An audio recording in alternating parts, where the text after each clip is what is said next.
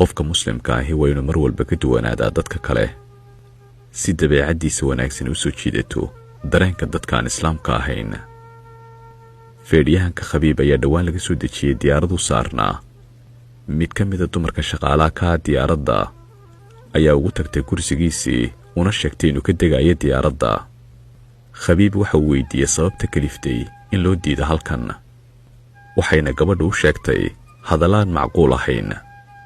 isaguna iskama waalin, mana u sheegin inuu yahay ninkii feedhyahanka ahaa.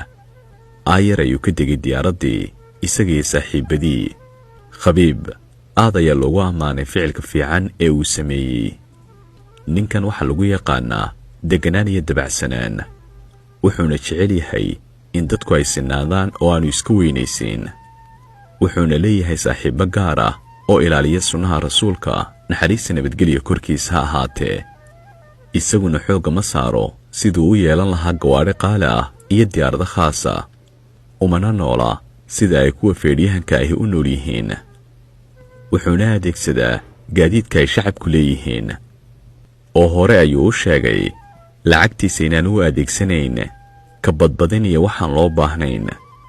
Khabiib inta badan marka uu guulaysto dadka hortooda ayuu ka sheegaa guusha uu gaadhay inaanay ku iman awoodu isagu leeyahay, balse wax walba ay yihiin qadar Alleh. wuxuuna muujiyaa xidhiirka xooggan ee uu la leeyahay Alle subxaanahu wa tacaala.